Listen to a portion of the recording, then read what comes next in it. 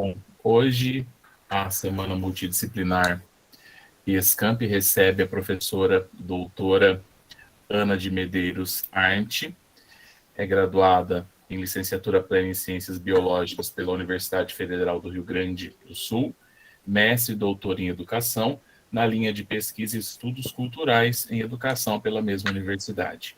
Atualmente é professora do Instituto de Biologia da Universidade Estadual de Campinas, coordena o projeto de divulgação científica Blogs de Ciências da Unicamp e o especial Covid-19.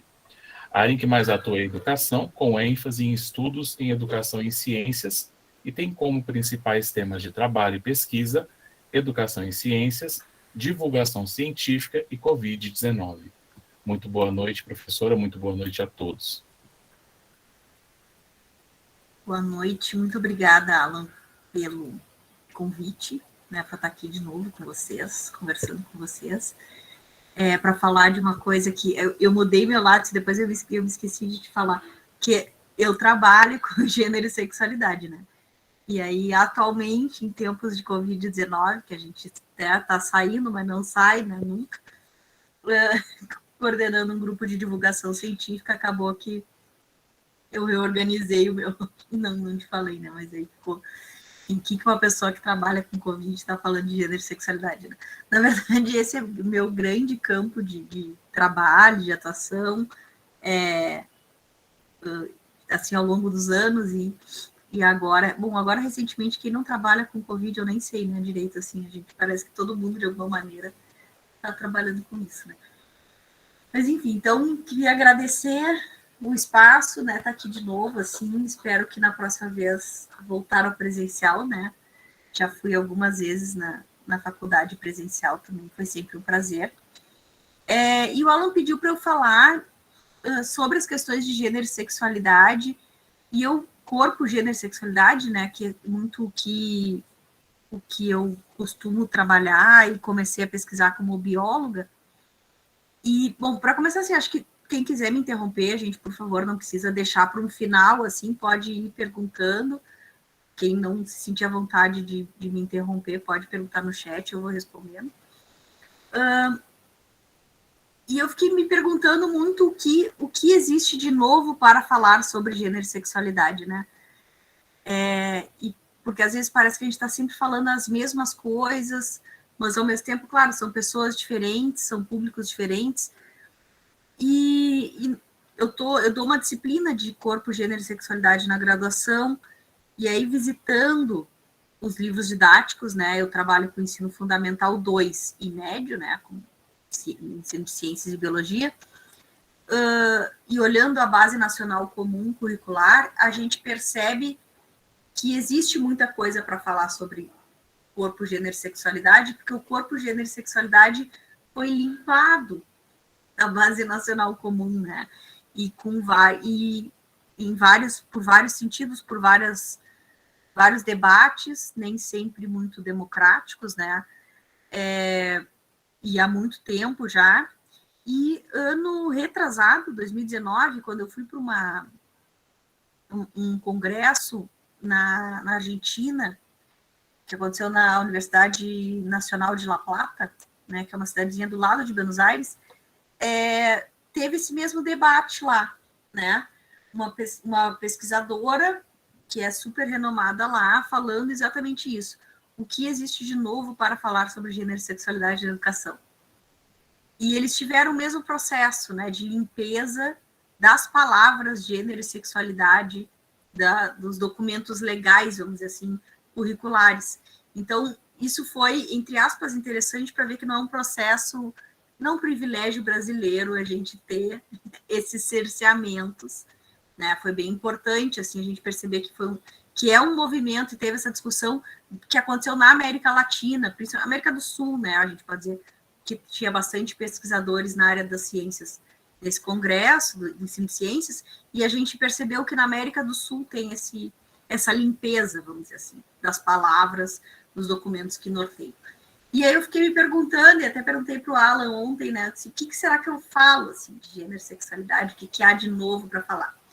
Como esse é um assunto super relacionado a vários tabus, principalmente, não sei se principalmente, né, mas em se tratando de infância, a gente sempre pensa, e eu estava escutando um vídeo um dia desses de um pesquisador super conservador, assim, no pior sentido da palavra.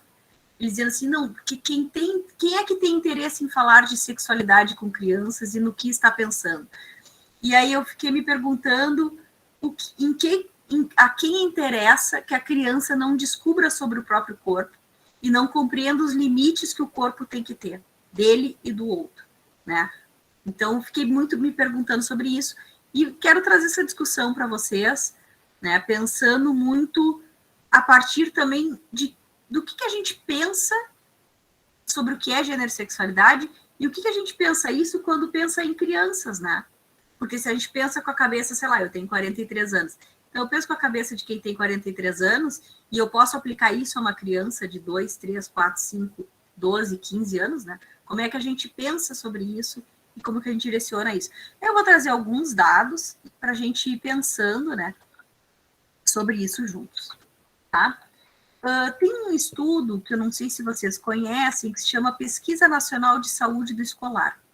Era uma pesquisa que acontecia, era um levantamento em cidades metropolitanas brasileiras, chama PENSE, tá? E tem um estudo de 2009, 2012 e 2015. Era para ser um estudo do IBGE, que seria publicado de 3 em 3 anos. Bom, 2018 era para ser o ano seguinte, né? O de 2015 foi lançado em 2016, então a gente deu um desconto ali e tal. Bom, quem sabe em 2019 não saiu. Então, nós temos uma defasagem, é um estudo interessantíssimo, não fala de saúde sexual e reprodutiva só, fala de saúde do escolar, então, desde hábitos alimentares, questões morfométricas, para ver, enfim, hábitos, drogas, ações esportivas, relações familiares.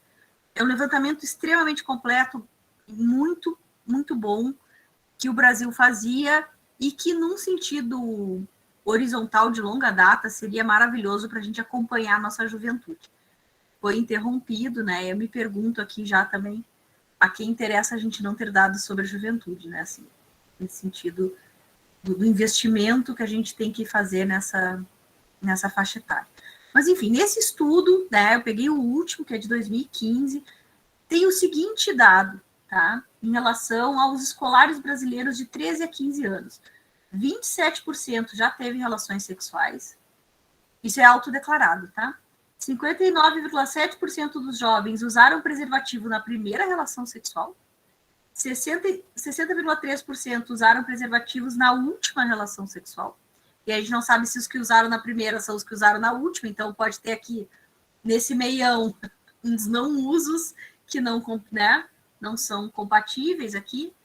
De 16 a 17 anos, 54,7% já teve relações sexuais, 68,2% usaram preservativo na primeira relação e 65,6% na última relação sexual. Tá? E sobre relação sexual forçada, esse é o termo que o estudo usa. Tá? É o primeiro ano que aparece esse estudo, então 2009 e 2012 a gente não tem esse dado. Em relação aos alunos do nono ano, 4% dos estudantes no total tiveram relações sexuais forçadas, 3,7% dos meninos, 4,3% de meninas. Aqui, até o nono ano, são 13, 14 anos mais ou menos, né? Então, também a gente tem alguns outros dados de que esse número, ele vai se distanciando ao longo da adolescência. Então, as meninas começam a ter mais questões de relações de abuso e assédio sexual do que os meninos, né, que vão ficando. Então, aqui a gente tem uma relação muito vinculada ainda à pedofilia, né? E isso, conforme a adolescência vai chegando, a gente vai tendo um distanciamento desses números. Quem forçou a relação sexual?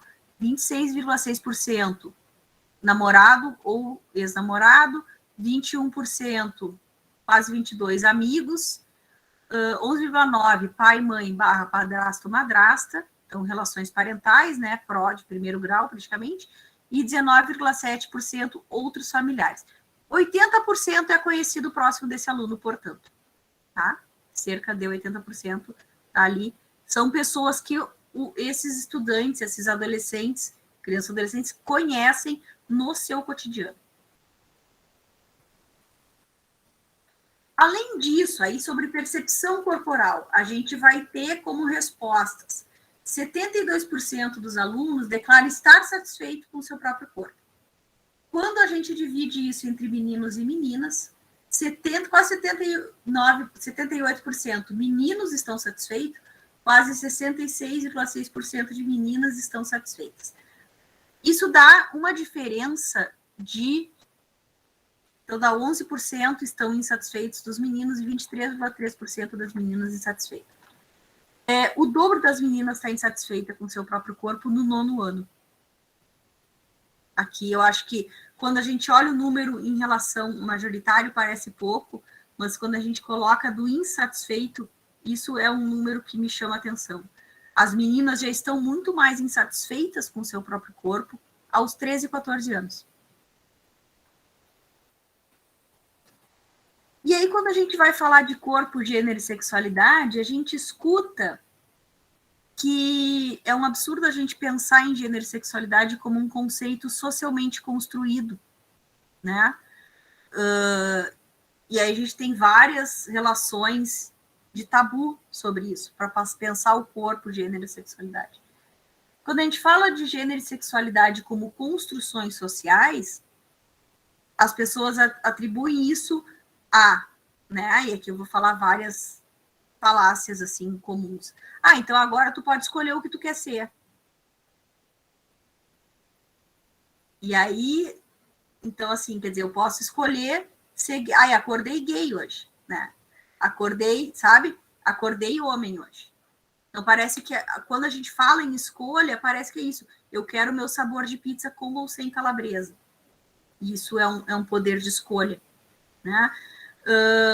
O fato de quando a gente discute, né, dentro de vários meios, a ideia do gênero e sexualidade como construção social, quando se quer destruir esse argumento, se fala em escolha. E quando se quer usar em termos biológicos, se atribui que isso não é uma escolha, porque a gente nasceu assim e não existe como isso ser diferente, né? E aí a gente vai ter aqui uma bióloga falando nem tanto 8, nem tanto 80, mas dos dois lados não existe escolha, né? Nem como biologicamente determinado, nem como socialmente construído, não é uma relação de escolha, em nenhuma dessas discussões técnicas teóricas, né? E eu vou discutir que eu defendo isso como uma construção social, e vou explicar por quê, mas vou defender que isso não é uma escolha também. O fato de ser socialmente construído não transforma isso numa escolha. O outro argumento que a gente escuta é que daí não é nem um argumento, né? Vamos colocar como opinião, visão pessoal, enfim, ligada a diversas questões, que é, mas eu não acho que tinha que existir. Eu não acho que é assim que tem que ser. E aí eu vou dizer por que isso não é nenhum argumento. Né? Porque, assim, várias questões de por que isso não tem que nem entrar na escola. Como educadores e educadoras, como pessoas que estão interferindo na construção de identidade de outros sujeitos, né? Quando eu digo que eu acho que não deveria existir, eu estou dizendo que aquele ser humano não deveria estar na minha frente, né? Gente, o que está na minha frente é um gato que eu tranquei aqui, eu vou ter que tirar ele 2 segundos, só um pouquinho.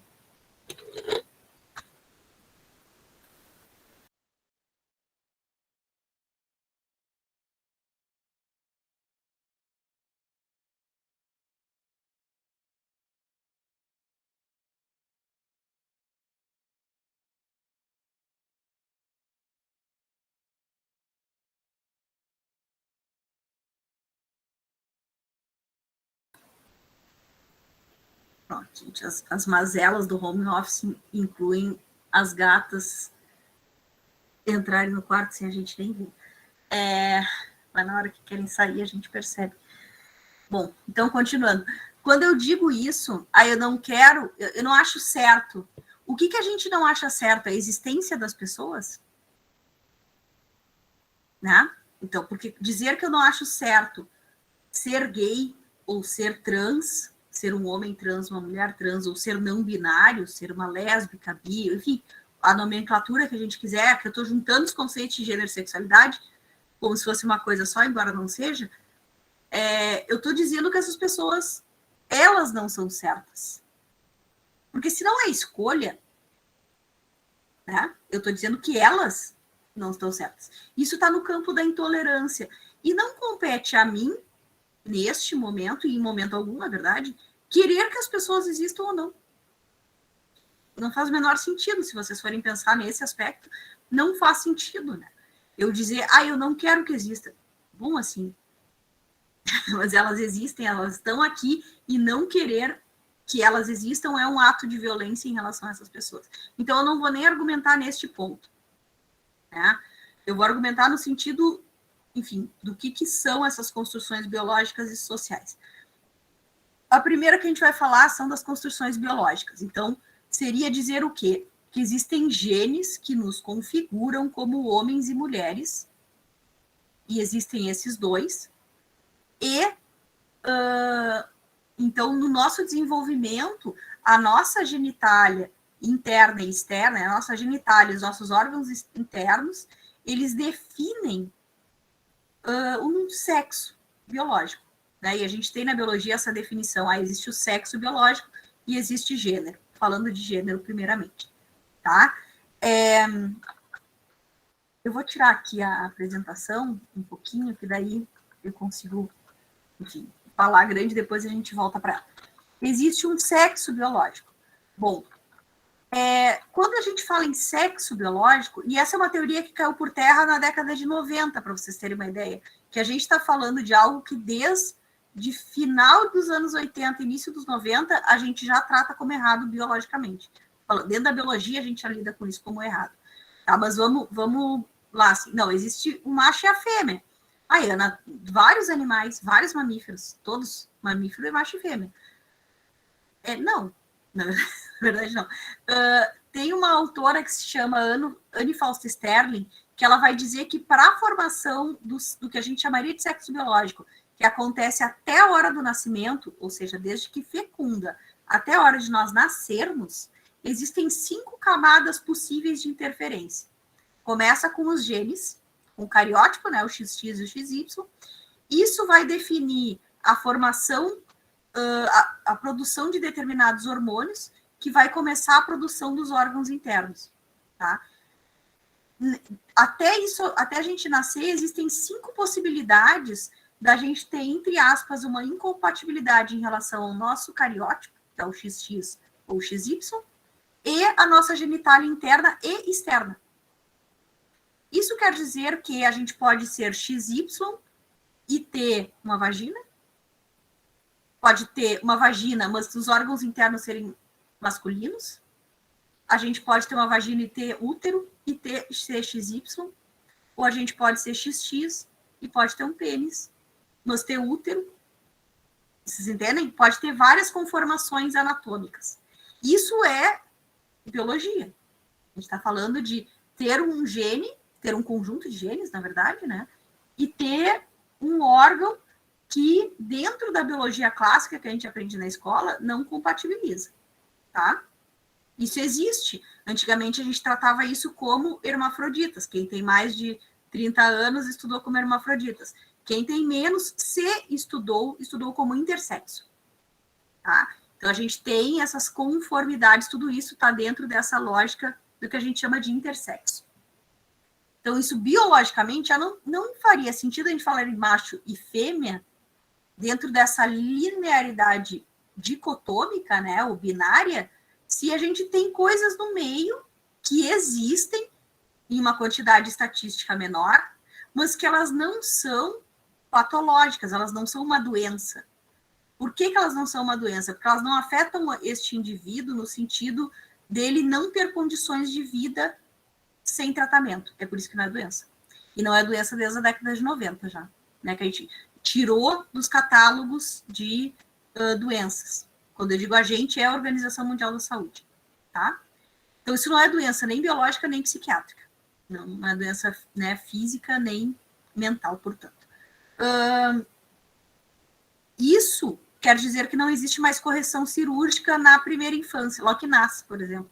a gente tinha correção cirúrgica, né?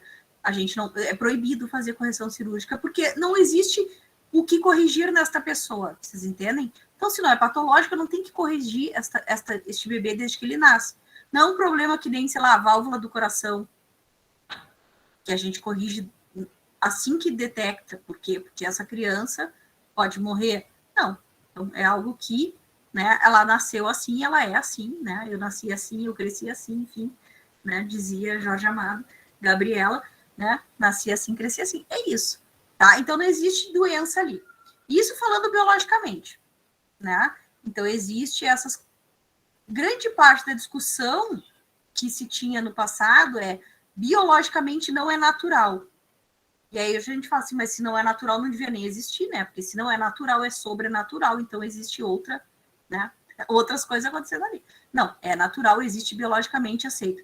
E isso existe na natureza também. Existem várias espécies de mamíferos que existem com formações super diferenciadas em relação às genitais. Então, esse argumento do não é natural não é válido, né? Existe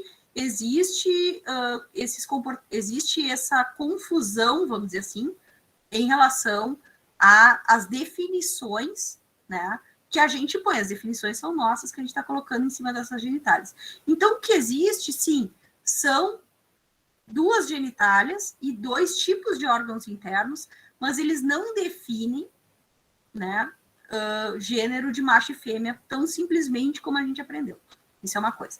A segunda questão, que eu acho que é a questão de como a gente entende gênero, é que ao ter uma genitália ou outra, a gente desempenha papéis sociais. Aí, se eu sou menina, se eu tenho genitália chamada de fêmea, quer dizer que eu gosto de determinadas cores, determinados brinquedos, e eu gosto de limpar a casa, varrer a casa, limpar a pia e, sei lá, fazer comida para o marido quando ele chegar, né? Então, papel, a gente está falando de papéis sociais, que a gente cola nisso que a gente diz que é biologicamente definido a partir de uma genitália. Aí, se eu tenho uma genitália tida como masculina, né, ou de macho, a gente está falando de alguém que gosta de futebol, é mais agressivo naturalmente, ou enfim, e aí a gente tem uma série de atributos sociais. É o provedor de um lar, enfim, não é quem gesta, é quem, né, desempenha o papel de provimentos do lar e tá. Então, isso é um papel social.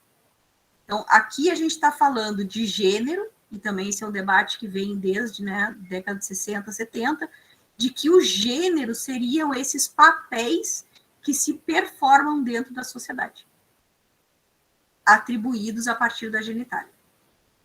Tá? Tá claro até aqui? Tá tranquilo? Tá. Sim. Beleza. Então, isso é o que a gente costuma chamar de gênero. Por que isso é uma construção social? Porque são papéis que a sociedade estipulou ao longo da sua história a partir da visibilidade dessas genitálias.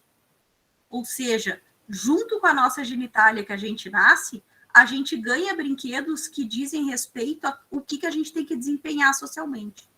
A gente é criado a partir de uma expectativa de vida do que nós temos que performar na nossa sociedade. Performar no sentido da performance mesmo, como nós desempenhamos um determinado papel. E a gente aprende desde muito cedo como que esses papéis têm que ser desempenhados.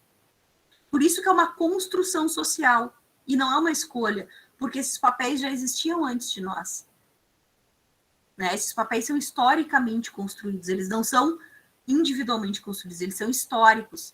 Né? E a gente aprende, então, a ser de determinada maneira. Grande parte dessas incongruências, vamos falar assim, em relação a esses papéis e a nossa identificação é exatamente por não querer desempenhar esses papéis, não se ver desempenhando e entrar em embate com isso. E grande parte disso que a gente chama de escolha em relação a gênero, né, tem a ver com o enfrentamento social em relação a esses papéis. E isso se dá em várias medidas, tanto em termos de mulher cis, como eu sou uma mulher cis, né, que não quer ser mãe. Isso é um enfrentamento social, né, por exemplo.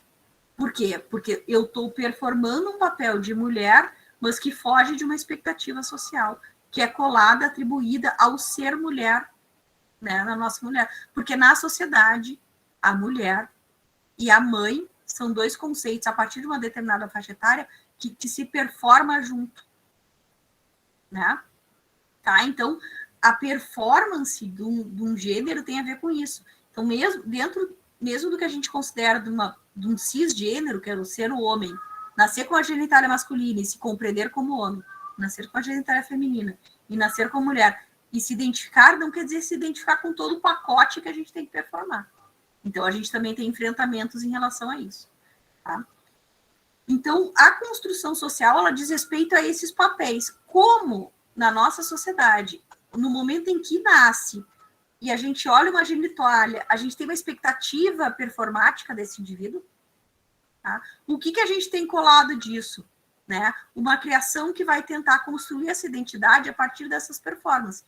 Então, por isso não é uma escolha, porque a gente tem que enfrentar ou, em certa medida, se submeter, e aqui se submeter não no sentido negativo, mas a gente compra determinadas performances e refuta outras.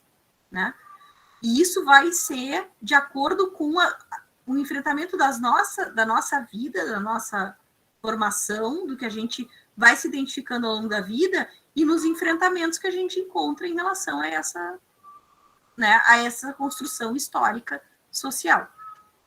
E por que gênero também é uma construção social, mas não é escolha? Né? Porque dentro do que a gente chama de identidade de gênero, ela diz respeito exatamente a como a gente enxerga essa identidade e vai conseguindo se estabelecer de maneira mais ou menos sadia. E quando eu digo mais ou menos sadia, é exatamente porque aí sim que estão as grandes questões psicológicas, porque como a sociedade ela vive a partir de grandes ideais que são da intolerância, ou seja, eu não quero que essas pessoas existam, o meu enfrentamento em relação a não me identificar com a performance social que é esperada de mim, ela se dá no campo de uma patologização psicológica. Né? Os enfrentamentos, eles se dão a partir de questões que são psicológicas. Porque eu tenho que me desgastar e entender por que eu estou me sentindo, por que eu estou sendo entendida como menor do que outras pessoas, só porque, né, a expectativa não está sendo cumprida. Faz sentido isso? Tá. Bom, e aí em relação à sexualidade, vamos para o outro ponto, assim, tá? Em relação à sexualidade, gente, minha gata tá enlouquecida, não sei se vocês estão escutando isso, assim, tá um caos aqui. Ai, que inferno. Mas, enfim, em relação à sexualidade, a gente pode pensar muito sobre... São as mesmas questões, né? Então, assim, existe toda uma expectativa que a gente costuma dizer que é heteronormativa na nossa sociedade. Ou seja, se eu nasci mulher... não tem saída, eu tenho 4 gatos aqui, é tudo louco também. Mas essa é a que pediu para sair, agora ela quer entrar. Pensando em sexualidade, a gente tem uma expectativa heteronormativa, que é o quê? Eu nasci mulher, com uma genitália de mulher, então eu tenho correspondência biológica e social, em termos de identidade, e automaticamente a minha família me cria como heterossexual. Existe uma expectativa dessa criança automática na família, que é dela ser heterossexual. Então, a gente é criada dentro dessa lógica da performance cisnormativa, ou seja, ela nasceu mulher, ela é mulher, e ela é mulher heterossexual. Então, ela vai se relacionar com homens de uma determinada maneira e com mulheres de outra maneira. Porque não é uma relação assim, não, ela vai se relacionar com homens. Então, ela vai se relacionar com homens e mulheres, mas de maneiras diferentes. Uma a partir do afeto, da amizade e da competição, porque a gente é criada para competir entre nós, e outra a partir do afeto sexual, que é com homens, estabelecendo uma relação afetiva sexual, né? E de preferência de longo prazo, monogâmica, não vou nem entrar nesse monte de, né, categorias que a gente vai criando na nossa vida. Vamos pensar isso em termos de biologia, de novo. Quando a gente fala que isto é natural ser heterossexual, eu estou querendo dizer que existem genes que dizem, olha, tu nasceu mulher, que a gente já discutiu que não existe tão definidamente essa categoria, né? Mas tu nasceu mulher, tu nasceu com uma vagina, então tu vai gostar, né? Os teus genes dizem que tu vai gostar de, enfim, do outro órgão sexual, não do mesmo, tá? Existem genes que apontam para isso. Bom, o que nós temos, e biologicamente é assim, a mesma coisa do gênero, né? A gente olha assim, mas é que é isso, né? Tem dois, então um complementa o outro, né? As metades das laranjas, enfim, todas essas discursividades, se a gente vai pensar, são muito, né? As metades das laranjas, é um complemento, se é um complemento é porque um tem, outro não tem, enfim, aquela coisa toda. Bom, e biologicamente assim. Se a gente vai olhar na natureza, que é do nosso conhecimento hoje, são quase 500 espécies que têm comportamento homossexual. Contínuo, normal, absolutamente como regra dentro das suas comunidades. Tá? Então, assim, é natural, porque dizer que é natural, que não é natural seria, de novo, ou é sobrenatural, ou não deveria existir. Se eu vou tratar de novo, não deveria existir, eu estou dizendo que aquele ser humano, né, não deveria estar ali na minha frente. Se eu estou falando que, não, existe, mas não é bem assim, não, mas não é normal, porque se a gente vai usar na biologia, a gente sempre faz esses comparativos. Mesmo que fosse a única espécie, porque existem várias coisas na nossa espécie que nós somos os únicos, por isso que a gente é uma espécie, né? Enfim, porque a espécie é algo que tem um diferencial, pelo menos um grande diferencial. Bom, que não é só o raciocínio, no nosso caso. Não, existem várias espécies, de invertebrados a vertebrados, que exercem a homossexualidade como prática comum do dia a dia, que nem feijão com arroz para nós. É o que tem. Tá? Então, não dá para usar biologia nisso.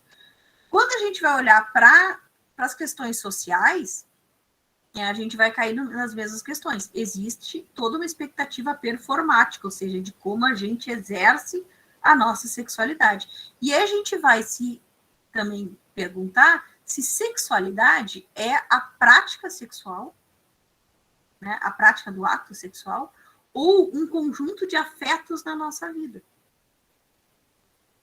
Porque a sexualidade, ela vem sendo discutida há mais de 100 anos, né? E aí aqui a gente pode entrar nas questões de infância como um reconhecimento do próprio corpo.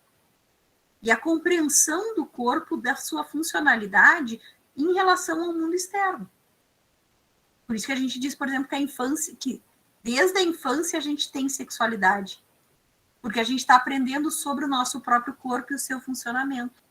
E isso diz respeito às satisfações e insatisfações e os limites do que pode e o que não pode com o nosso corpo.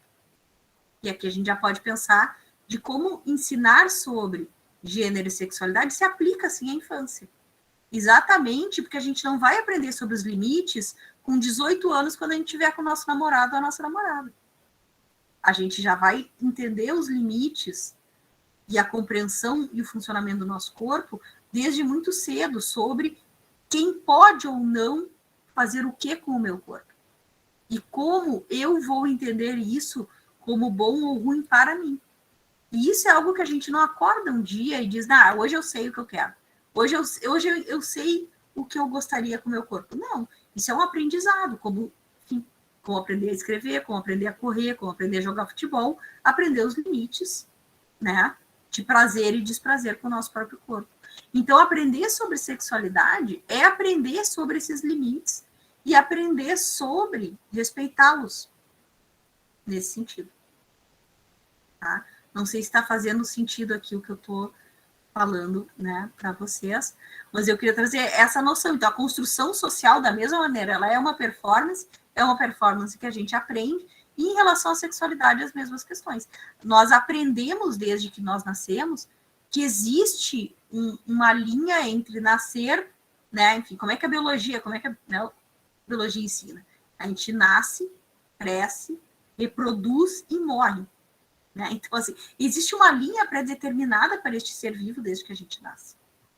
E é a partir disso que a gente cria as expectativas sociais e se frustra ou não a partir das, enfim, intencionalidades de performar isso ou não, ou dos enfrentamentos que a gente cria a partir disso, tá?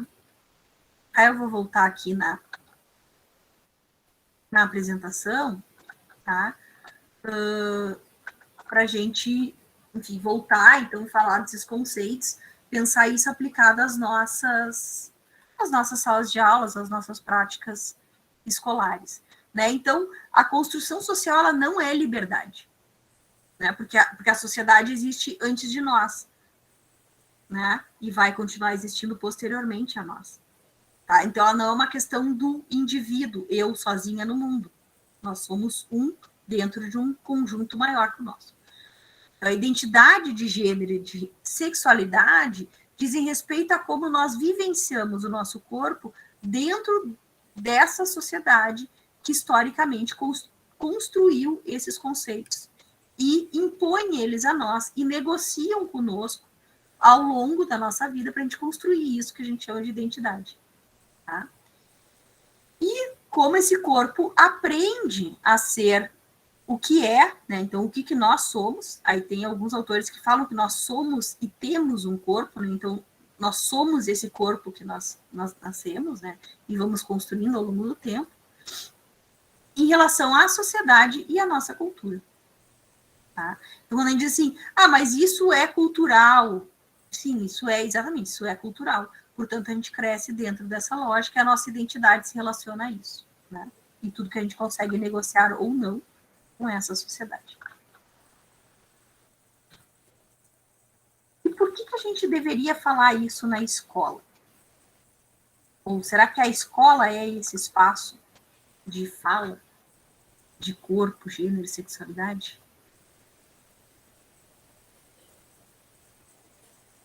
Vou deixar aí a pergunta para a gente conversar um pouquinho. Assim. Tem mais algumas coisinhas, mas acho que essa pergunta pode,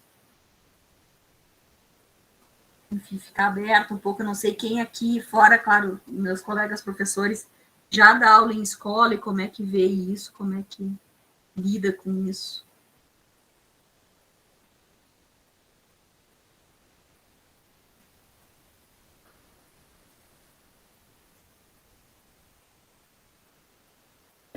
Deveria ser dito na escola, né?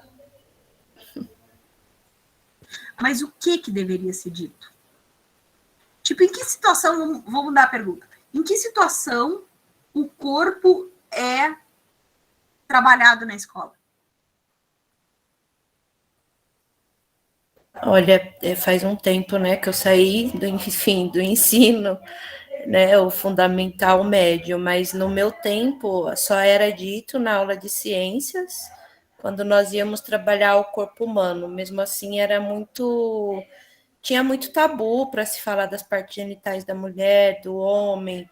Então, era visto na minha época apenas assim, nada mais que isso, sabe?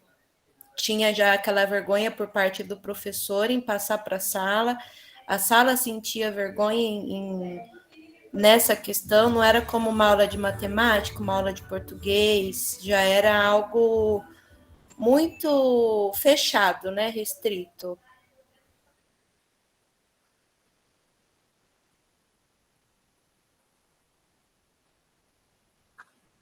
Quem mais? Então, eu acredito que o sexo, ele é uma coisa saudável, ele não é uma coisa, assim, violenta, até porque, vamos colocar assim, se não existisse pares perfeitos, não existiria casamento, né, e aí não geraria os filhos, né, e tal, e tal. Então, tem que ser passado isso dentro de escolas, porque em determinado momento, quando a gente vai estudar o corpo humano, como que a mulher reage, como que um homem reage dentro de um comportamento sexual, as crianças vão ter que aprender. Porque se eu não sou casada, mas eu tenho 2 irmãs, uma tem 17 e a outra tem 12. Só que se eu for explicar isso para minha irmãzinha, ela não vai entender como que é gerado um filho, aí teria que mostrar como que faz, entendeu? É tudo num processo, entendeu? Então, eu expliquei, é uma forma saudável de você fazer sexo para você gerar um filho, entendeu? Então, na minha escola também foi passado isso, sobre a orientação sexual, de como que a gente reage dentro do nosso corpo em si, para poder adquirir mais conhecimento. Eu diria isso.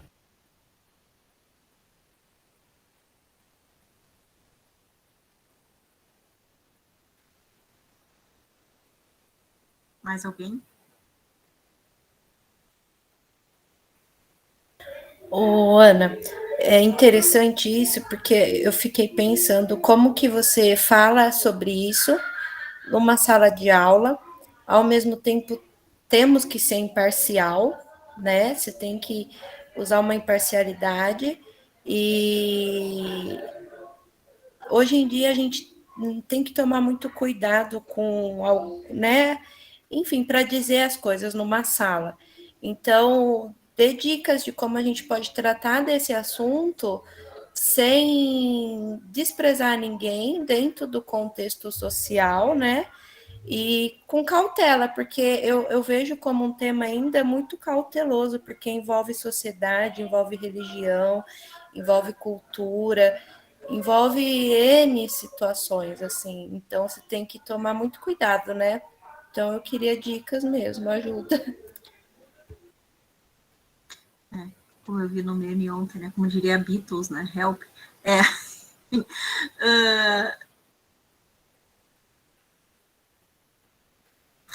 Deixa eu ver aqui a pergunta. Se seria possível tratar esse assunto sem parcialidade, a neutralidade cairia dentro desse tema? Eu acho que essa é a pergunta de ouro, Lucas. Assim, para a gente sair desse imbróglio, assim. Vocês viram que eu perguntei como é que trabalha com corpo, gênero e sexualidade, né? Vocês falaram muito de sexo, assim. Quando a gente entra numa escola e tem banheiro de menino e banheiro de menina, a gente não está ensinando sobre gênero?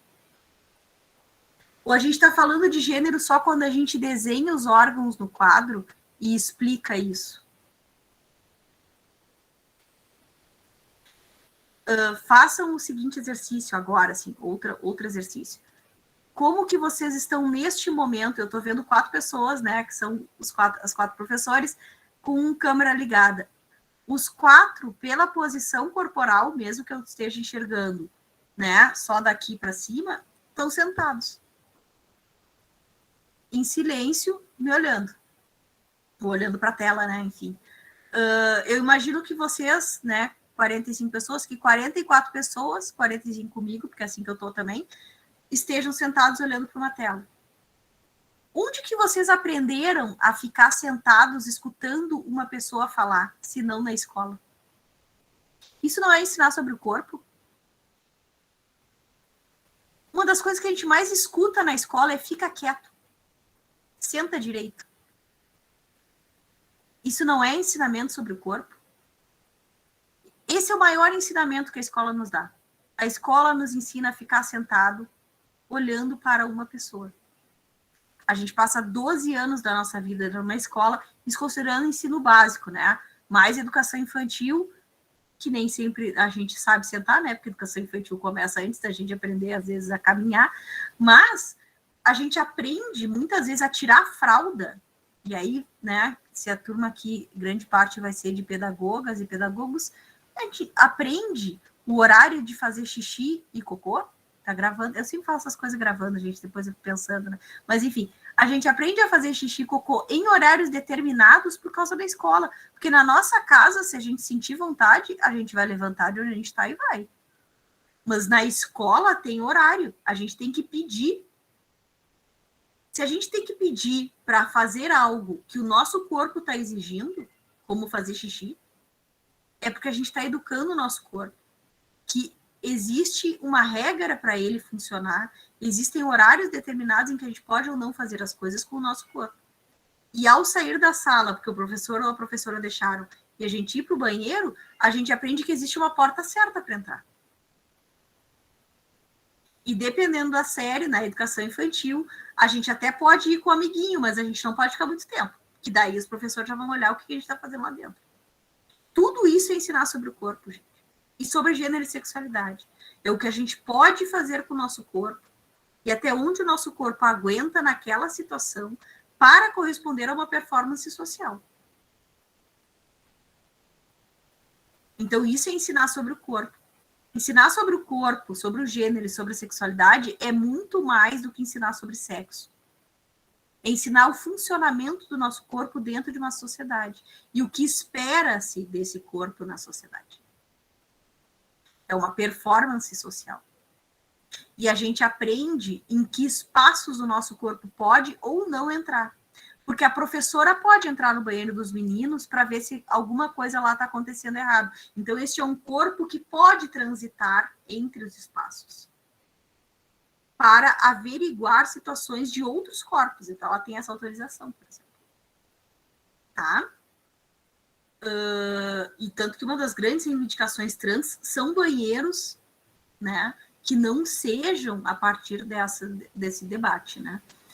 A Naira, não sei, diz que é professora de educação infantil e tem enfrentado dificuldade para abordar este tema. É uma associação que presta serviço para a prefeitura. No currículo da prefeitura já existe essa temática, porém o público da escola que trabalha é bem pautado em religião, incluindo as famílias, que monitoram, que nos auxiliam na escola, a própria gestão, enfim, de como proceder. E pensando num projeto de banheiros onde nós estávamos dividindo entre menino e menina, e houveram questionamentos, e voltou ao padrão.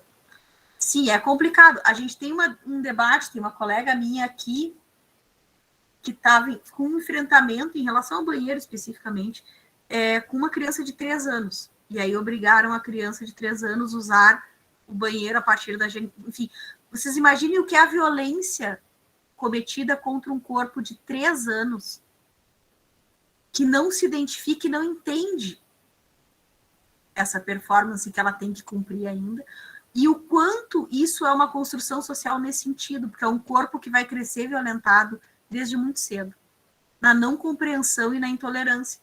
Para mim, esse é um dos grandes pontos, assim, né, em relação à religião e a esses conceitos de família. É o quanto isso violenta pessoas desde muito cedo, em nome de coisas que não fazem sentido, porque... Por que não fazem sentido? Porque dentro da religião, e se tu é um adulto dentro de uma religião, isso é uma coisa. Tu impor isso para outro corpo é completamente descabido, né? E por isso violento. Porque tu está exigindo de outro uma performance que tu quer para ti. E essa é a base da intolerância. Como religião, como biologia, como qualquer ponto, né? Como proceder, né? Bom, aí existem vários caminhos, assim, né? Alguns mais sutis e fofos e harmônicos, e outros legais, tá? Assim, legais a escola tem autonomia para decidir o seu currículo, em vários sentidos. Os currículos municipais, estaduais e federais contemplam esse conteúdo, e, enfim, e ao fim e ao cabo, a gente tem a Constituição Federal falando sobre tolerância, né?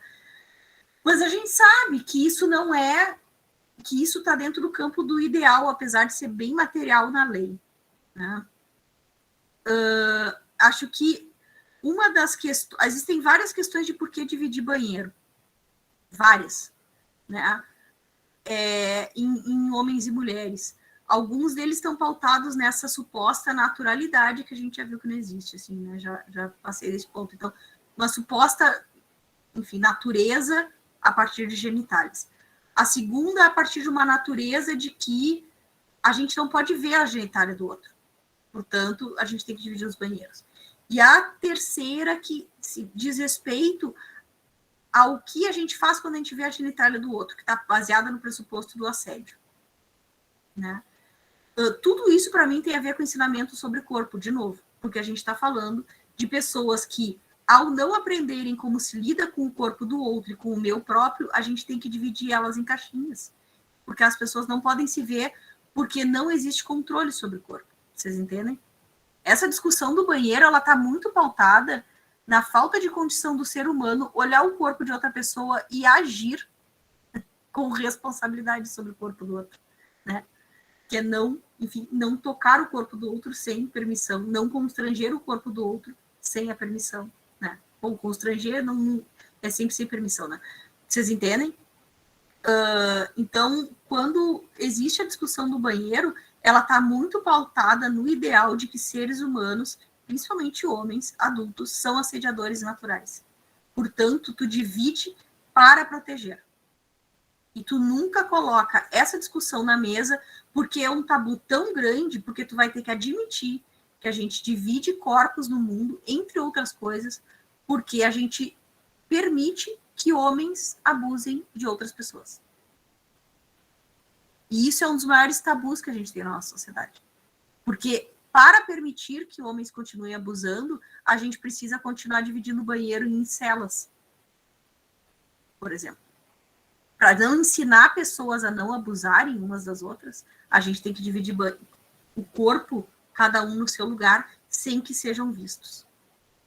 Isso é um dos grandes tabus da nossa sociedade. A gente vive, e aqui tem outro conceito, né, que é isso que a gente chama, dentro das teorias feministas, de cultura do estupro. Para a gente permitir que os homens ajam como agem, sem precisar ensinar eles a se comportar.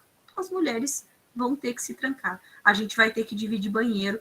E está dentro da mesma lógica de termos tão poucos homens dentro da pedagogia, por exemplo. E ser tão recriminado homens dentro da pedagogia. Por que é recriminado homens dentro da pedagogia? Pelo desconforto social da gente ter homens manipulando corpos de criança. Exatamente porque o grande ideário social de assédio e de abuso ser masculino. Isso é um tabu que ninguém quer enfrentar. Ninguém quer enfrentar. E isso está dentro de uma sociedade que é absolutamente machista e tá. Então, o que se faz com esse banheiro, Naira? Eu não sei te dizer.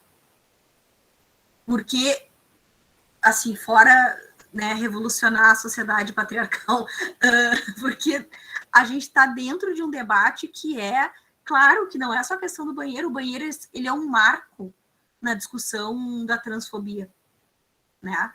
Exatamente, é tudo. Porque a gente está mexendo num pressuposto que parece que se tu botar um banheiro unissex, tu está destruindo a família. Vocês imaginem a loucura das pessoas, né? É impressionante, assim.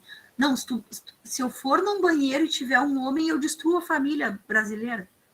Sério, assim, vamos pensar pensem friamente nisso. Vocês vão destruir a família brasileira tendo um banheiro em que homens e mulheres frequentam, gente. Não existe possibilidade da gente destruir a família brasileira com isso, né? Então, o que a gente está falando aqui é de como a sociedade enxerga os corpos e como a gente ensina para essas crianças desde muito cedo isso. Porque esses debates as crianças estão percebendo.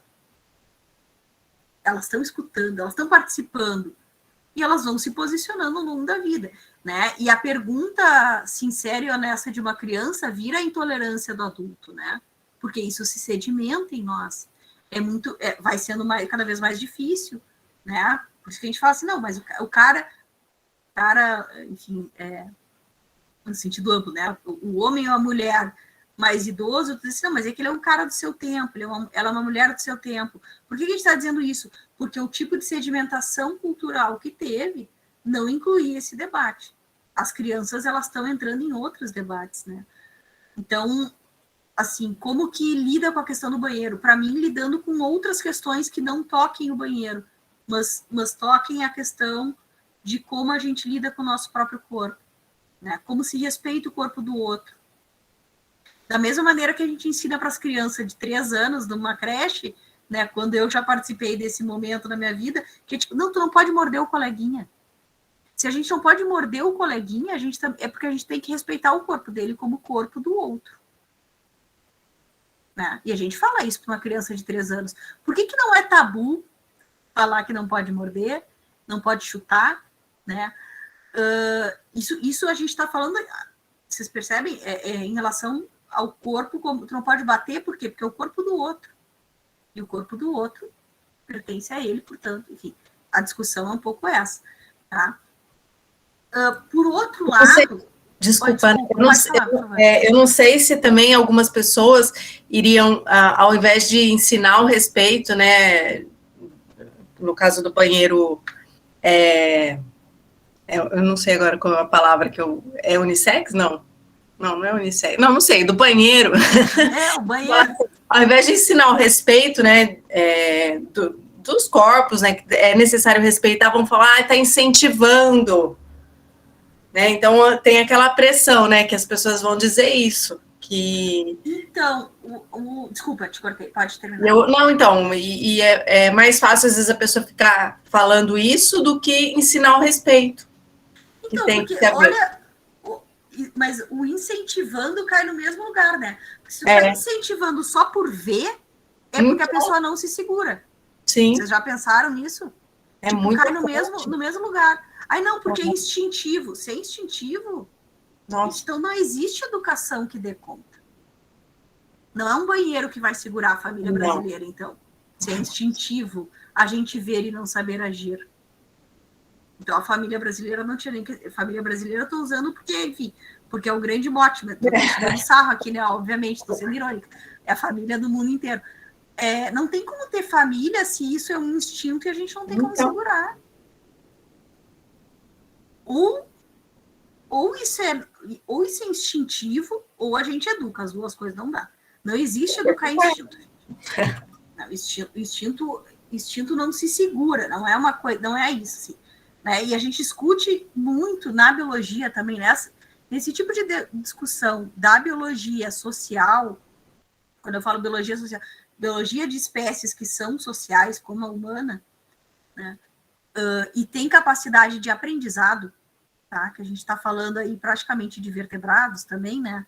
Insetos, claro que a gente já fica assim, né? Os invertebrados a gente olha assim, tirando, sei lá, polvo, que é uma desgraça nos nossos exemplos sempre, né? O bicho pensa demais. Mas o resto, a gente diz assim, existe o primeiro instinto, em humano a gente fala isso, existe o primeiro choro que é instintivo. Na hora que tu deu um peito para esse bebê, ele já teve um aprendizado. E a partir dali, não existe mais choro instintivo. Né? Existem alguns debates, enfim, dentro da biologia comportamental que vão discutir que existe só o primeiro instinto. O resto, o primeiro comportamento, a primeira vez que aquele comportamento aparece é instinto. Depois que tu teve uma reação àquele comportamento, acabou o instinto porque tu teve uma sinalização e com aquilo tu aprendeste. E essas sinalizações, elas acontecem com os outros seres da mesma espécie que a gente. Portanto, isso também é um aprendizado coletivo. Tá? Então, existem várias discussões sobre instinto que são muito interessantes, assim, porque elas acabam... E aí existe também o debate que a gente já escutou, assim, isso é naturalizado, né? O que é naturalizado? É a gente não perceber que é aprendizado. Quer dizer, acontece de maneira tão corrente na nossa vida, como, por exemplo, a ideia de que mostrar o corpo é incentivar ao sexo. Isso é algo que é naturalizado nesse sentido. A gente fala de maneira tão banal que a gente não para se dar conta que, na verdade, a gente está dizendo que é impossível segurar e aprender sobre o respeito em relação ao corpo do outro. Né? É isso que a gente está dizendo. Tá? Então, essas coisas...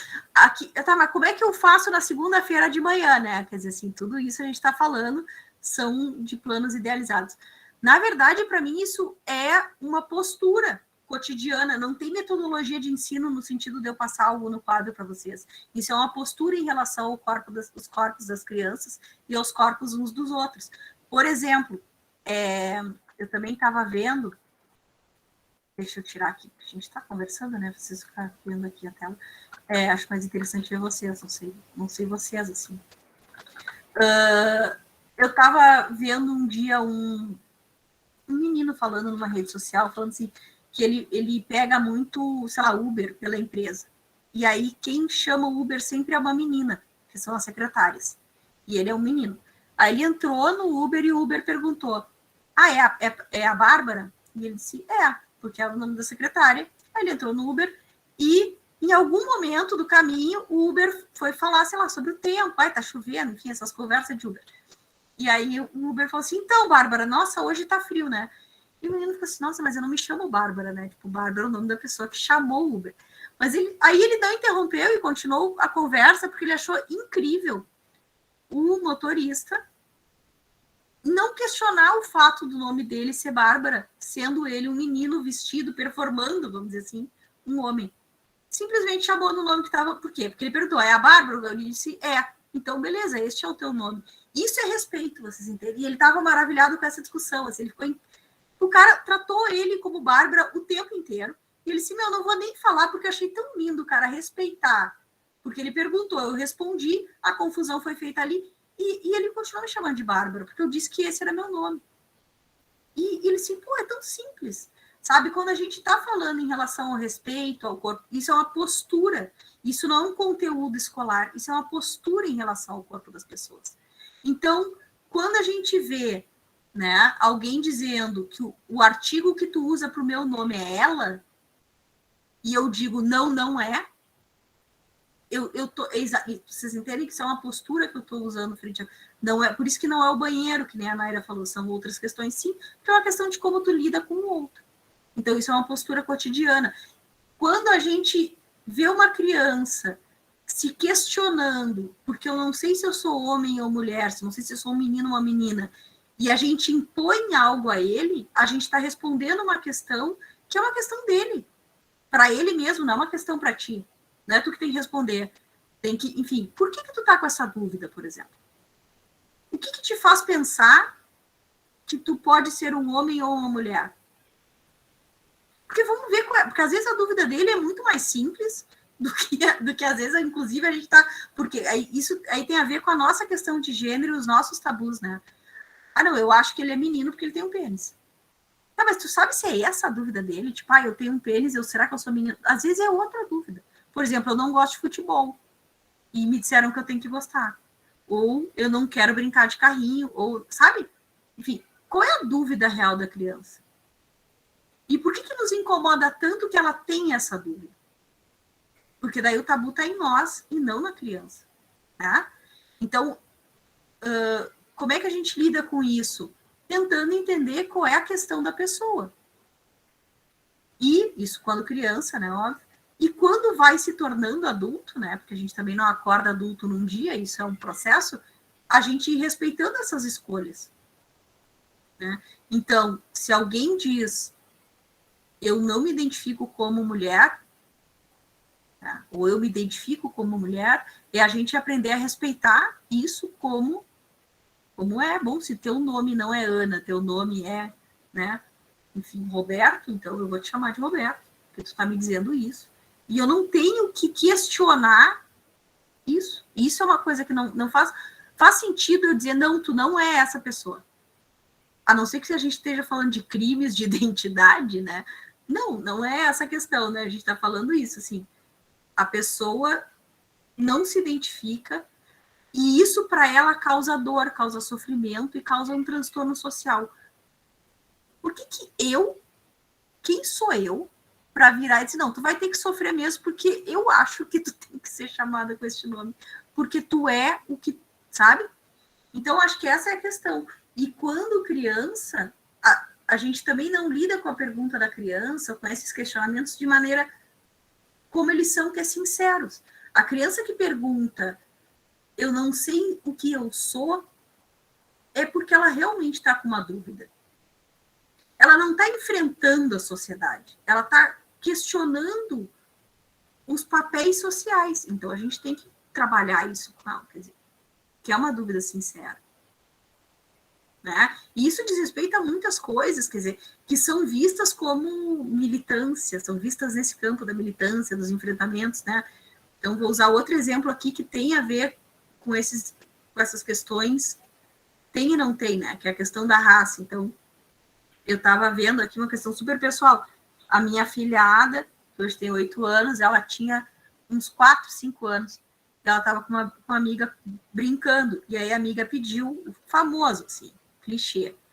Me passa o lápis cor de pele. E aí ela falou assim, teve um chilique. E a minha filhada disse assim, não existe lápis cor de pele, porque não existe a quantidade de cores existentes igual às cores de pele de pessoas. E ficou braba, assim. Claro que ela tinha escutado a gente falar isso em algum momento da vida dela e saiu repetindo, cheia da razão, sabe?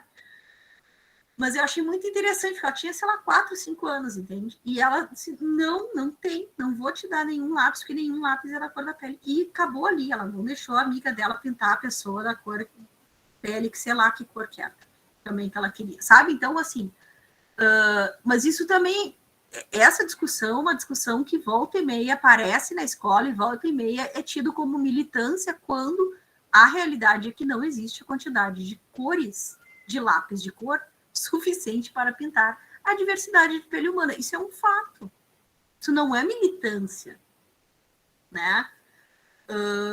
Isso é um fato. E se a gente tivesse, sei lá, daltonismo, tem um amigo meu que é daltônico e pinta as pessoas de verde, mas ele enxerga, gente, ele enxerga a cor da pele dele quando ele pinta de verde. É verde? Não. Né? É militância, sabe? Então, acho que essa é uma das questões, assim. Por que a gente tem que falar disso na escola? A verdade é que grande parte das coisas que a gente faz na escola o tempo inteiro é ensinar sobre o corpo. É ensinar as horas em que o corpo pode funcionar de determinada maneira. Com o que eles têm que se identificar, porque a gente também ensina sobre profissões e relaciona isso quando legalmente não existem profissões de homens e mulheres no Brasil há alguns anos já, mas já existiu, isso é uma legislação que caiu. Existem pouquíssimos lugares no mundo que têm legislações proibidas para mulheres. Né? Mas existe ainda. Existe a partir de ideais de maternidade. Né? Porque a mulher, se ela for mãe, ela pode prejudicar o feto. Então, não são nem as situações em que isso pode estar ocorrendo, tu já corta, porque a mulher já é vista como mãe desde o princípio. Então, não é tratar como é que a gente lida com os corpos desde que eles nascem. É olhar para eles não como exigindo essa performance desde a infância, mas é trabalhando essas expectativas sociais também. A gente trabalha ensinando profissão, ensinando pequenas tarefas, a gente ensina as crianças a comer na escola. Por que a gente ensina sobre corpo na escola a partir dessa perspectiva? Das performances, do como comer, do não pode bater no coleguinha, porque a escola é o lugar que a gente aprende a conviver socialmente. A gente não aprende a viver socialmente com os nossos pais ou responsáveis. A gente aprende a viver socialmente na escola, porque é quando a gente aprende que existe diferença, que existem pessoas que pensam diferente e vivem diferente de nós. E é a partir disso que a gente aprende o que é viver em sociedade. Senão a gente vive sempre entre iguais, né? A gente aprende, a gente vive com bem poucos enfrentamentos, vamos dizer assim, né? E de maneira razoavelmente bem patológica também, né? Assim, essas clausuras da infância, elas são muito clássicas de uma discussão extremamente patologizante. A convivência social nos ensina a ser humano, porque ser humano é um ser social, tá? Então, é para isso que a gente aprende a comer na escola, porque a gente aprende a comer a partir de regras que são sociais. Né? Isso já faz algum tempo, alguns séculos, na verdade, não é uma coisa que a gente aprendeu a vida inteira, a gente aprende, isso é uma atribuição escolar há alguns séculos já.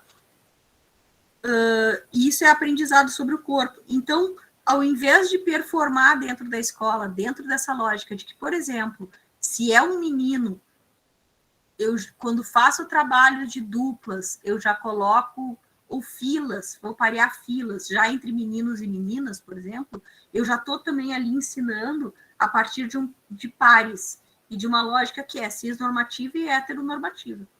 Porque eu estou tentando criar... não, menino não pode dançar com menino. Por que não pode? Sei lá, os russos dançam, né? Os russos dançam bastante, assim, só os meninos. Então, a gente pode criar algumas estratégias que mostrem, então vou ensinar outras culturas, né? Vou ensinar outras... Enfim, então, como que a gente pode fazer isso? Primeiro é se dando conta que a gente está fazendo... O Paulo Freire dizia isso, né? Assim, não falar é ensinar também, né? Aquilo que a gente silencia, a gente também ensina, né? O Michel Foucault, ele trabalha muito dentro dessa lógica, né? O que não se fala é ensinado, né? O que é silenciado também está presente, né? É cerceado, o cerceamento ensina. O cerceamento das palavras, o cerceamento dos corpos, o cerceamento, isso está ensinando o tempo inteiro. E se fala de corpo o tempo inteiro na escola. O Foucault ele trabalha, o Vigiar e Punir fala bastante isso, a História da Sexualidade 1 fala bastante disso. O corpo está presente, o corpo, ele é o tabu que mais se fala na sociedade. Porque para ele se comportar de acordo com o que se espera, a gente tem que falar dele o tempo inteiro.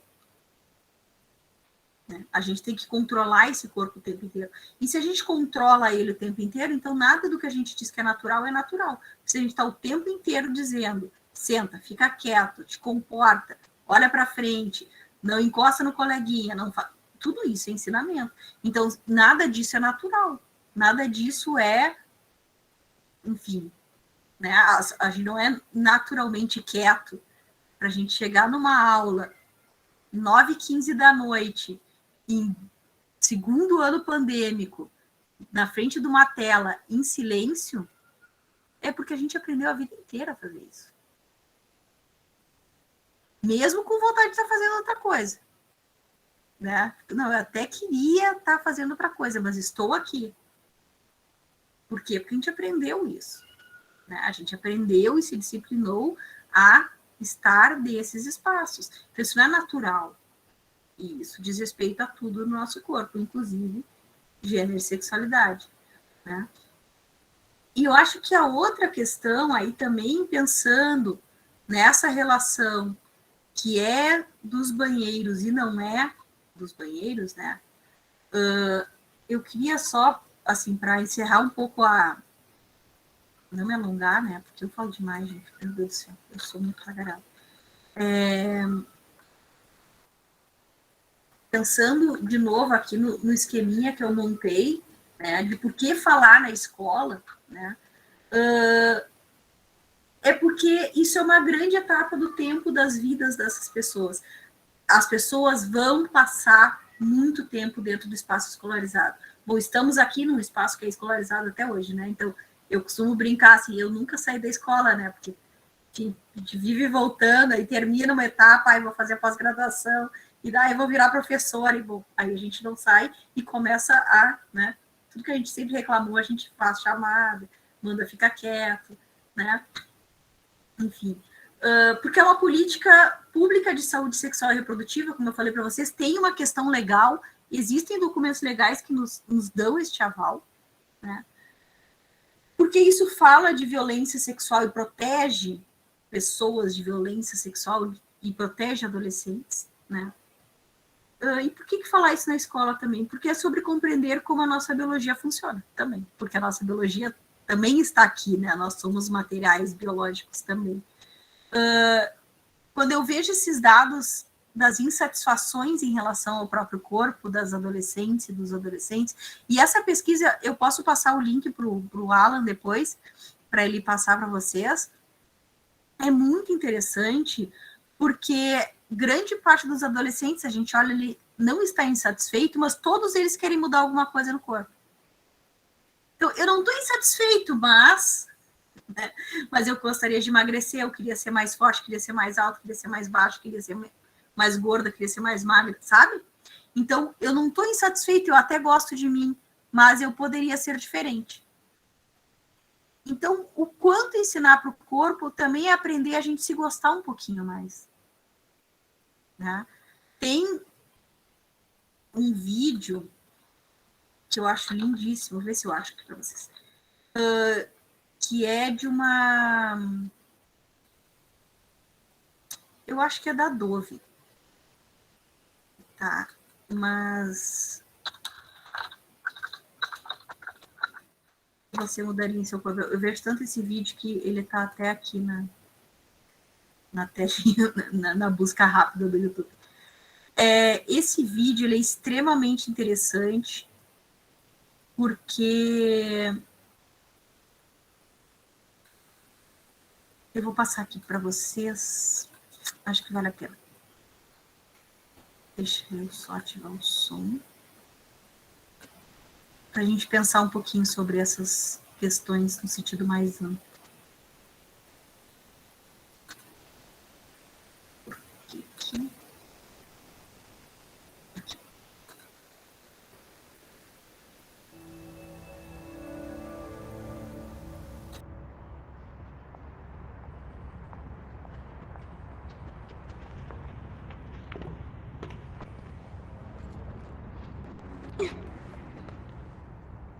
Thanks for joining us. Thanks for having me. All right, let's do this. Scene 0, take 1. Mark? So we've got one question that we want to ask you today. Okay, well, what's that question? The question is, if you could change one thing about your body, what would it be? Only one.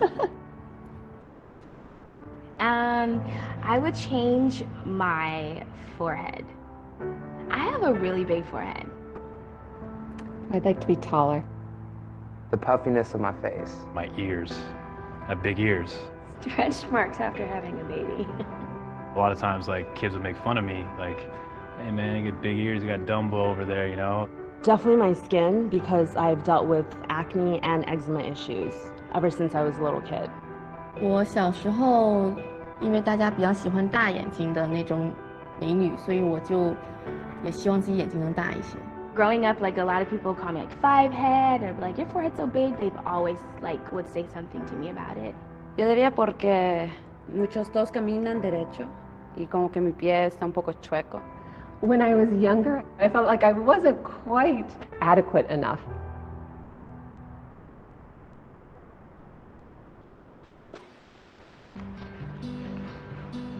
Can you sit on the chair? No.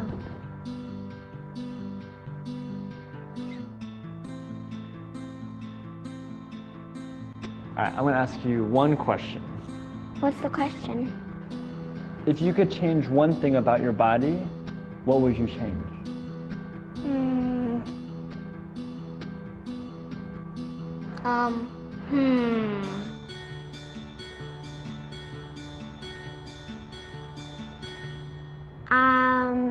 You know, have a mermaid tail.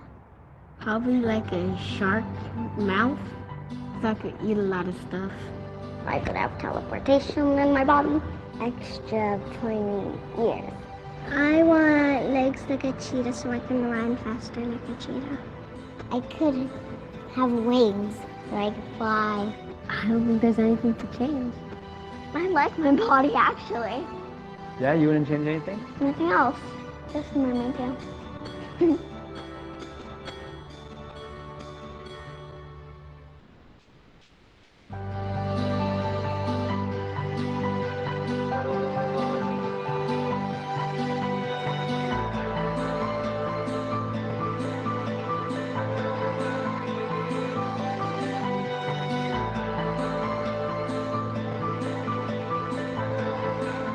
A lot of people obsess about getting older and about the wrinkles.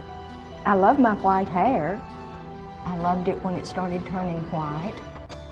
It's one of those things, because I chose to stay this way, because it just wouldn't be me if I totally changed the way I look.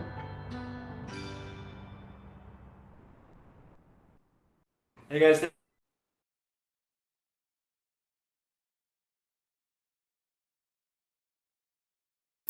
O microfone tá fechado, Ana.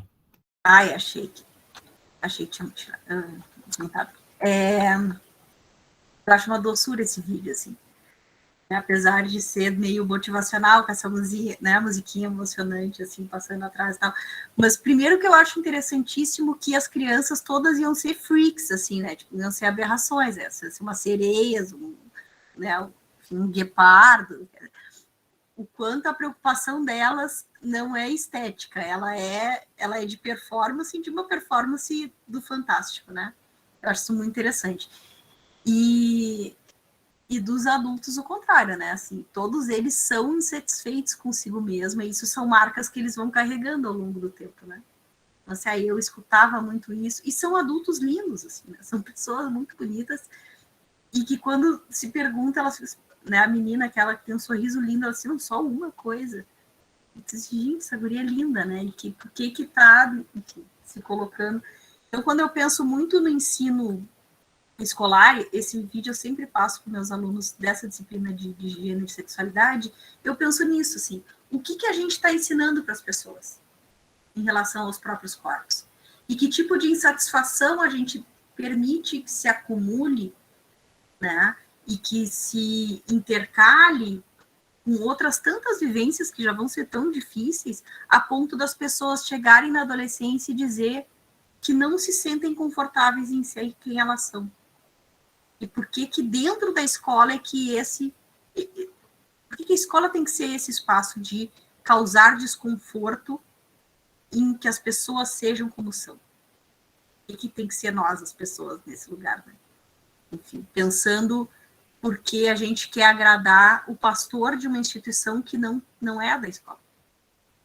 Então, para agradar o pastor e para agradar um pai, às vezes, ou uma mãe, ou uma família, a gente permite que todas as crianças de uma sala, né, se sintam desconfortáveis, ou que uma criança se sinta desconfortável.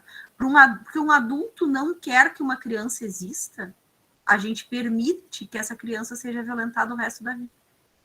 Começa a exercer essa violência ali dentro. Eu não sei como resolver isso, assim, né, a pergunta de vocês. Mas eu acho que isso é uma questão. Quer dizer, a gente não enfrenta esses adultos, vocês entendem? A gente permite que eles continuem existindo e continuem dizendo que essas crianças têm que ser violentadas, sim.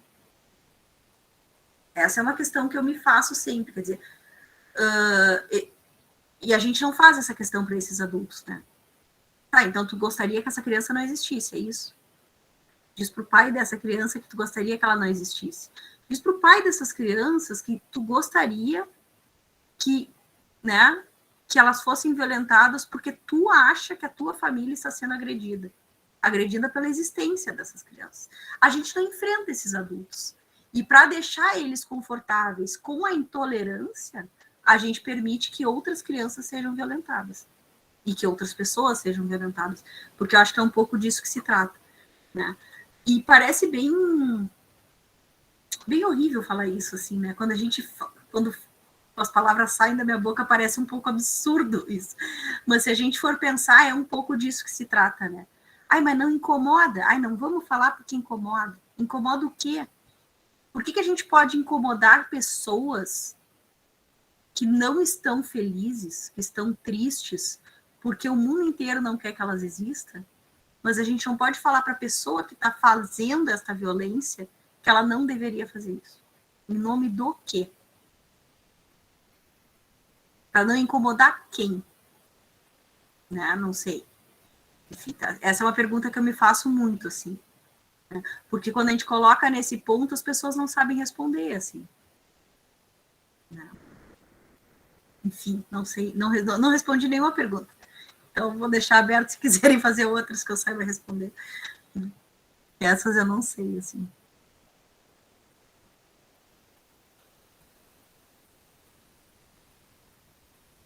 Então, se quiserem falar, não sei o que querem falar.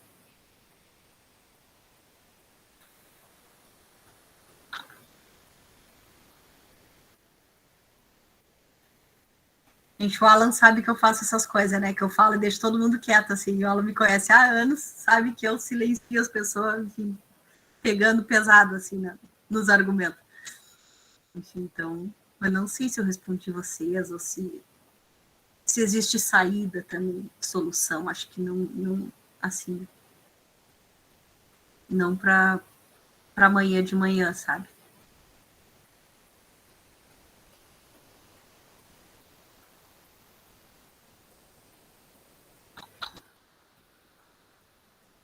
A solução nunca vai estar pronta, né? Sempre vai haver uma resistência ali. Então, o que nos resta, né, é estudo, é debate, é discussão, enfim, fazer valer a lei. Infelizmente, ter a legislação não é garantia que ela seja cumprida, né? A gente sabe disso.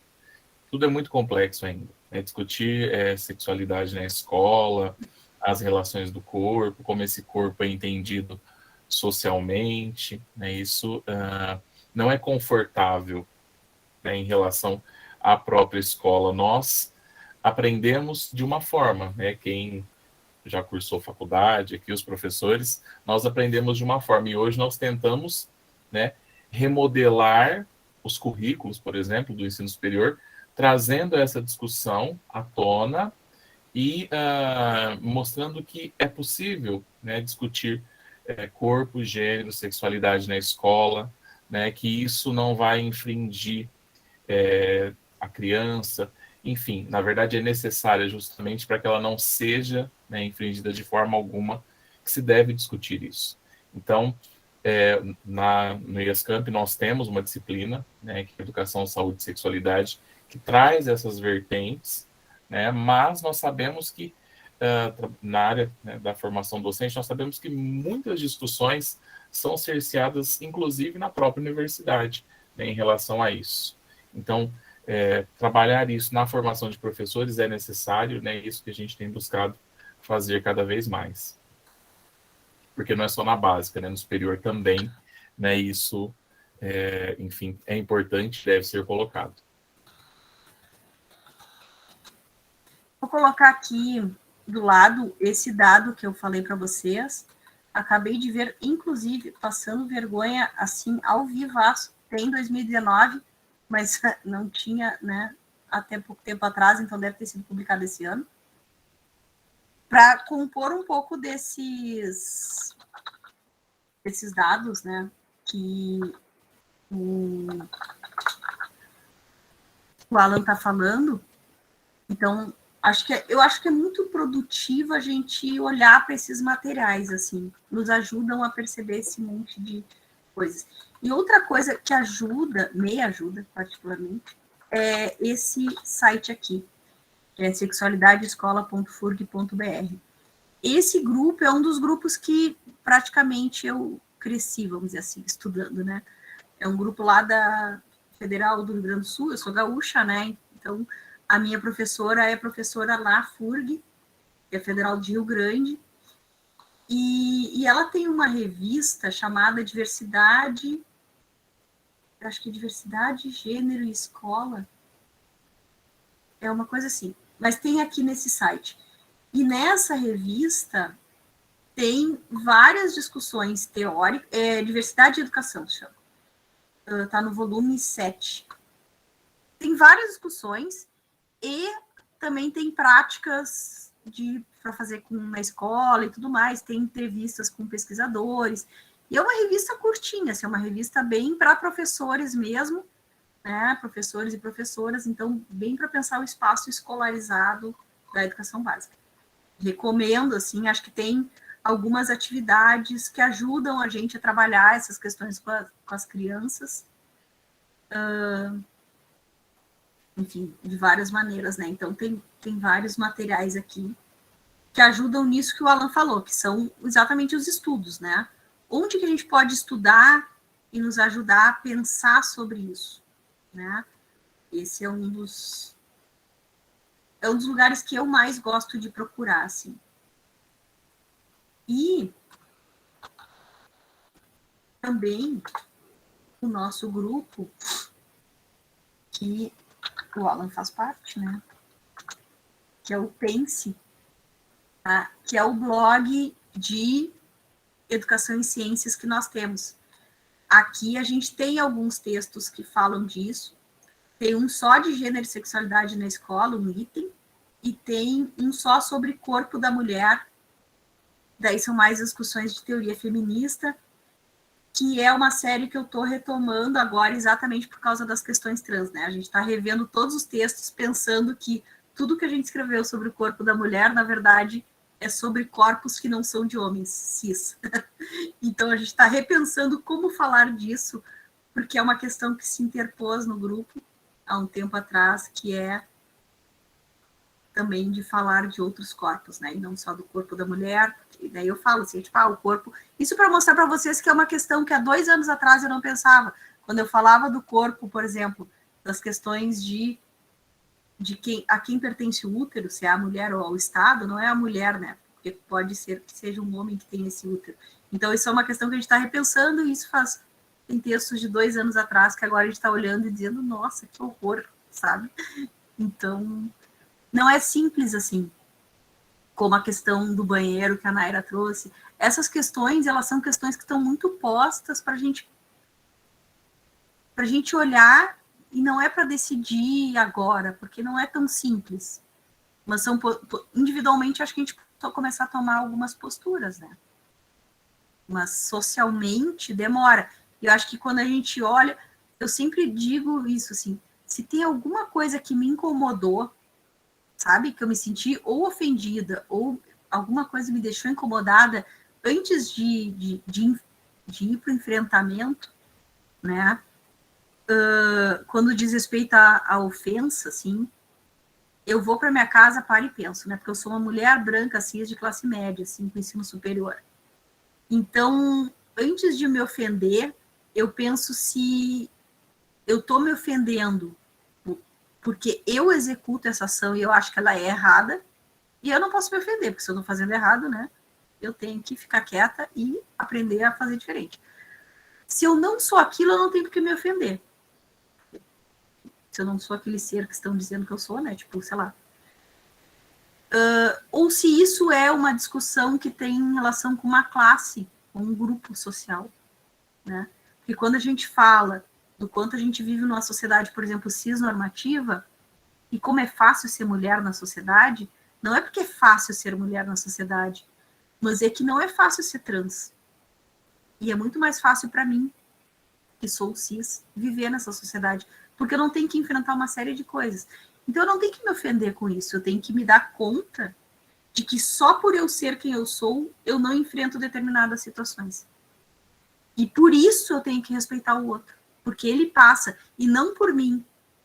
E não sou eu que estou fazendo isso individualmente, mas socialmente nós estamos possibilitando que essa pessoa, sabe? Então, um pouco essas questões. E eu acho que quando a gente olha isso numa situação de perspectiva histórica da nossa própria vida, a gente também se dá conta que a gente já falou muita bobagem e a gente pode ser diferente, né? Mas a gente também está aprendendo. Então, essas discussões, para mim, são importantes, assim. Acho que isso é o que o Alan fala, de estudar muito, a gente se dá conta que a gente já falou muita bobagem também, né? Essa linha inteira do corpo da mulher, por exemplo, se vocês olharem, ela está bem em desacordo com várias coisas que eu falei hoje, assim, eu estou estudando para mudar tudo, assim. Mas tá lá ainda, né? Não tirei do ar, porque também acho que tem várias coisas que são importantes, assim. Então, vou ficar quieta, deu chega.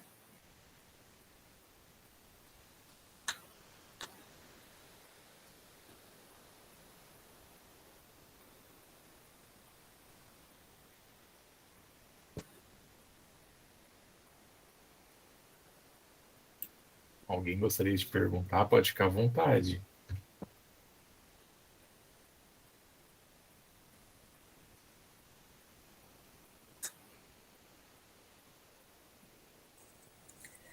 É que, na verdade, né, se me permite o comentário, são muitas perguntas, né? Como a professora Ana colocou, são muitas perguntas para poucas respostas, né, que a gente tem, envolvendo especialmente as questões socioeducacionais, né? E quando a gente pensa que a escola, né, que a nossa escola, que tanto poderia contribuir, né, ainda está estudando aparelho reprodutor masculino, aparelho feminino, né? E que esses temas, muitas vezes, nem no início do livro didático estão, né? Porque geralmente esses temas mais polêmicos, eles considerados, né, socialmente mais polêmicos, eles colocam da metade para o final, né? De preferência para que não dê tempo de ser abordado. E é uma alegria quando não dá tempo de ser abordado, porque aí menos confusão, né? Infelizmente, alguns ainda pensam assim, né? E quando a gente ouve, né, professora Ana, a sua fala, esses questionamentos todos, né? Que começa desde um simples pensar, né? Por que tem que separar um banheiro feminino de um banheiro masculino? Né? A gente vê como a escola poderia contribuir, quantas coisas estão ficando para trás, né? E, ao mesmo tempo, a gente tem uma geração, né, que eu não sei assim, os dados, mas um tempo atrás eu estava vendo que existe uma pesquisa, né, relacionada aos grupos LGBT, né, que eles fazem, eu não sei se, agora eu não me lembro exatamente, se é com ensino fundamental e médio, não estou me lembrando, é de 15 a 17 anos. Eles pegam o pessoal de 15 a 17 anos. E aonde eles colocam que existe uma grande porcentagem, né, de estudantes, né, que se assumem como LGBT, mas se assumem veladamente, né, com receio, né, de se colocar com os próprios amigos, né, de discriminação, com os próprios colegas de sala, né? Então, quando a gente pensa isso, a gente vê quantos desafios, né, nós professores ainda temos, né, nas escolas, né, em relação a esse tema.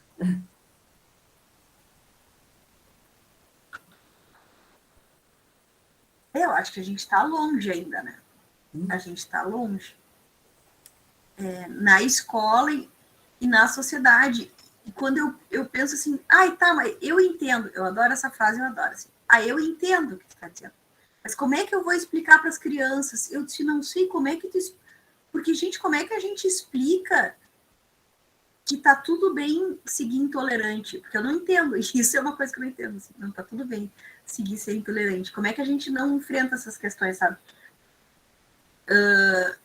E isso não tá no conteúdo, né? A gente não coloca, assim.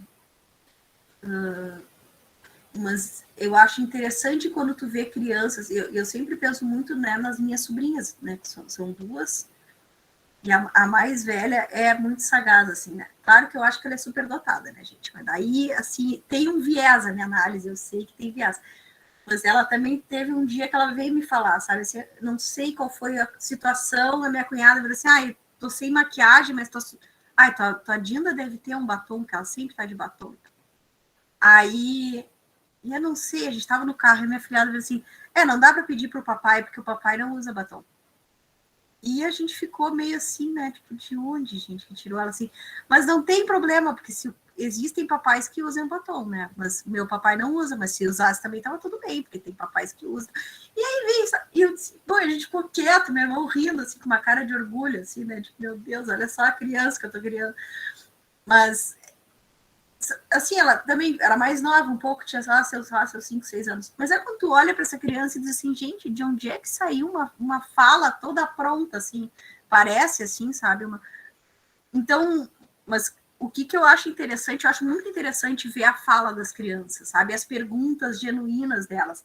Porque tu vê que, tipo, o mesmo espanto que eu tive, e um espanto alegre, assim, de ver assim, nossa, sabe, que bonito, assim, ver uma criança falar isso. Eu já vi crianças falando coisas horríveis também, né? Mas é ela que é horrível? Ou será que a gente tá... Tipo, isso, uma criança que reproduz um pensamento racista ou misógino, machista, ela tá falando o que ela escutou. Né? E a gente, da mesma maneira que pode corrigir um pensamento... E pensa isso, né? Não, eu posso corrigir um pensamento racista, por que a gente estimula ou não outro, né? Eu acho que porque elas estão reproduzindo, é isso que eu penso, assim, o que a gente vê a criança falando hoje, como reprodução, é a sedimentação de amanhã. O que a gente quer que sedimente, né? E aí tem isso, a gente não se dá conta que está ensinando, eu acho. Não se dá conta no sentido de que às vezes a gente fala, claro, óbvio que a gente fala muito em casa, e a coitada tem uma madrinha feminista, né? Então, assim, a madrinha fala horrores, e é claro que ela fala, né? Como a gente vê criança, sei lá, falando palavrão, que a gente julga ser palavrão, é claro que ela não inventou aquela palavra, ela escutou em algum contexto, e ela tenta aplicar, porque é isso que crianças fazem, crianças aprendem por imitação, né? E vão sedimentando os comportamentos por estímulos positivos e negativos. Né? Sei lá, psicologia da educação 1.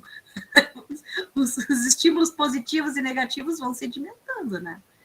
Então, acho que isso é Mas eu acho que são tão sutis e, ao mesmo tempo, tão sedimentados em termos de aprendizado, que se a gente pega a psicologia da educação, a gente pode fazer um debate amplo sobre isso e ver como seria possível mudar. Mas a gente não muda. Né? Então, enfim, não sei. Né? Tem tanta coisa que daria para pensar, assim. Mas é isso. É um monte de inquietação que vive dentro de nós, eu acho, assim, né? Não sei como pensar também. Eu vim para as palestras só para falar dos meus incômodos, gente. Eu não tenho nenhuma explicação para nada, assim. Eu vim só para desabafar e dizer, é isso aí, não tem muito o que fazer.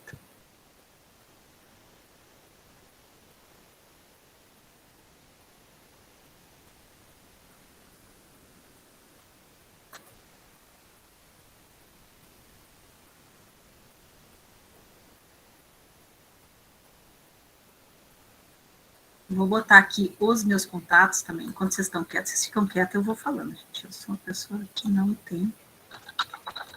E eu sou, o Alan sabe disso também, a louca das redes sociais. Eu vou botar aqui as redes que eu uso. Que são as minhas profissionais, né? E tem conteúdo sobre isso, assim, também, né?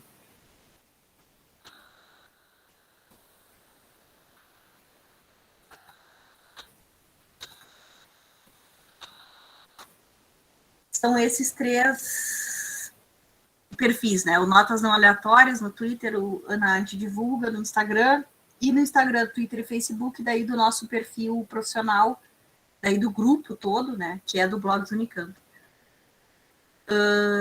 Principalmente no Blogs Unicamp, a gente tem uma postura bem pontual em relação a essas questões, né? E volta e meia a gente publica coisas específicas sobre isso, principalmente em grandes acontecimentos, né? A gente sempre se posiciona bastante, assim. No meu perfil pessoal o tempo inteiro, mas no blogs aí claro, com uma fundamentação técnica bem contundente, até por conta dos haters e tudo mais, né? A gente está sempre se posicionando. Além desses outros links que eu já dei antes, né?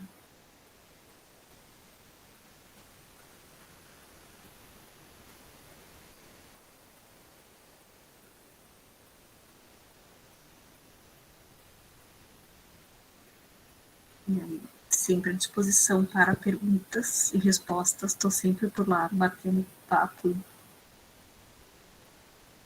conversando.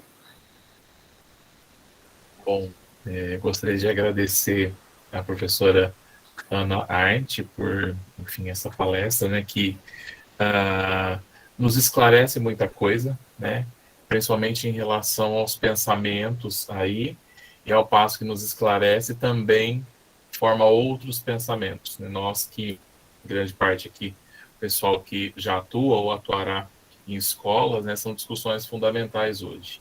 Então, é uma palestra convidativa, foi convidativa, interessante, como sempre, né? Ana, eu gosto de dizer que é uma das mulheres mais inteligentes que eu conheço.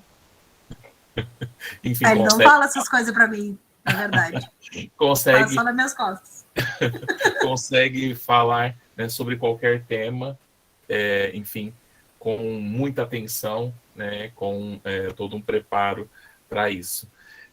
Então, gostaria de agradecer em nome da ESCamp e seja sempre muito bem-vinda, né, na nossa faculdade. Muito obrigada, querido. Muito obrigada a todos pelas perguntas, colocações, enfim, né? Estou sempre à disposição. Eu sou freguesa dos convites do Alan, eu não sei nem dizer não para ele. Ele convida, eu venho. Muito obrigado, pessoal, pela presença, aos alunos, a Mayra, nossa ex-aluna também, aí os professores presentes, agradecemos a participação. Muito obrigada. Uma boa noite a todos.